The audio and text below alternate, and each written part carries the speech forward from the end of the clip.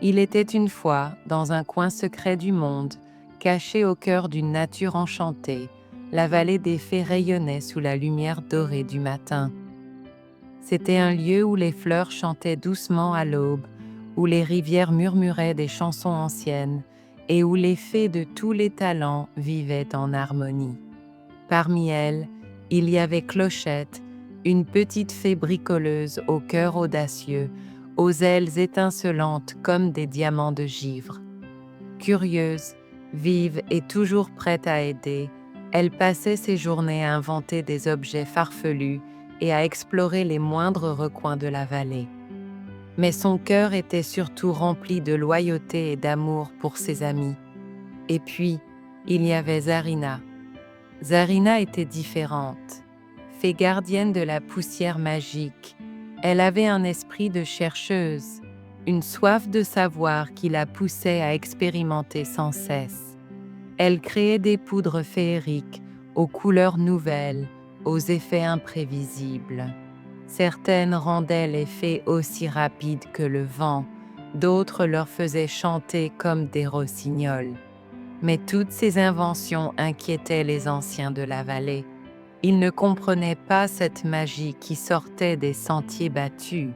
Un jour, l'une de ces expériences échappa à tout contrôle, semant le chaos dans les airs.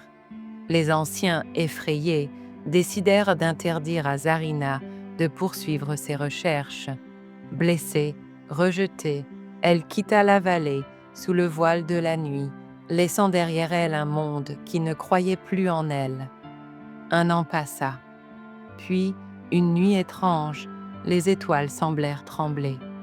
Une brume argentée enveloppa la vallée, et dans l'ombre, une silhouette familière réapparut. Zarina, le regard déterminé, vola la poussière bleue, la source même de toute la magie féerique. Alertée, Clochette et ses amis, Rosélia, Noah, Ondine, Iridessa et Vidia, s'élancèrent à sa poursuite. Leurs ailes frémissaient dans l'air froid du matin. Guidées par des indices laissés dans le vent, elles survolèrent la mer jusqu'à une crique oubliée. Là, elles découvrirent l'impensable, un immense navire pirate, flottant dans le ciel comme un rêve ou un cauchemar. Et à sa proue trônait Zarina. Mais ce n'était plus la fée douce et rêveuse qu'elles avaient connue. Elle portait un manteau noir, une épée à la ceinture et commandait un équipage de rudes flibustiers. Clochette sentit son cœur se serrer. Était-ce là sa véritable amie? Une ennemie maintenant? Mais la vérité, comme toujours, était plus nuancée. Zarina, avide de liberté, avait fui pour pouvoir créer sans être jugée. Elle pensait que les pirates la respectaient. Elle ne savait pas encore qu'ils se servaient d'elle, qu'ils convoitaient la poussière bleue non pour rêver, mais pour conquérir. Clochette s'approcha seule du navire une nuit, dissimulée parmi les voiles. Elle retrouva Zarina dans sa cabine, entourée de fioles brillantes et de schémas étranges. Les deux anciennes amies se regardèrent longuement. « Tu n'as pas changé, Clochette ?» murmura Zarina. « Et toi, tu es toujours une fée, même déguisée en capitaine pirate, » répondit Clochette avec un sourire doux. Touchée, Zarina ouvrit lentement les yeux sur la vérité. Le lendemain, les pirates trahirent leurs promesses. Ils emprisonnèrent Zarina, décidés à garder la poussière bleue pour eux seuls. C'est alors que Clochette et les autres fées passèrent à l'action. Dans un éclat de courage, elles envahirent le navire en volant sous les étoiles. Grâce aux fioles colorées de Zarina, elles inversèrent les effets de la poussière magique, échangeant leurs talents. Rosélia devint rapide comme Vidia, Iridessa vola avec grâce comme Ondine. Ensemble, elles formèrent une équipe plus unie que jamais. Le combat fut aérien, magique, comme un feu d'artifice silencieux dans la nuit.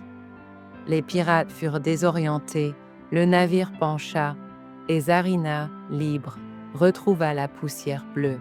Dans un ultime sort, Elle fit jaillir un tourbillon doré autour du navire, l'enveloppant de lumière. Les pirates furent projetés dans les airs, flottant comme des bulles avant de retomber sur une île lointaine, loin de la magie. De retour dans la vallée, Zarina craignait d'être rejetée, mais les anciens l'accueillirent avec émotion. Ils comprirent enfin que la différence n'est pas un danger, mais une chance. On offrit à Zarina un lieu unique, l'atelier des poussières, un laboratoire enchanté où elle pourrait créer, découvrir et rêver librement. Depuis ce jour, lorsque le vent fait danser les lucioles au-dessus des collines, on dit que Clochette et Zarina rient ensemble dans le ciel, complices pour toujours. Et toi, petit rêveur, si un soir tu vois une poussière dorée briller dans ta chambre, ferme doucement les yeux. C'est peut-être une fée qui vient te souhaiter bonne nuit.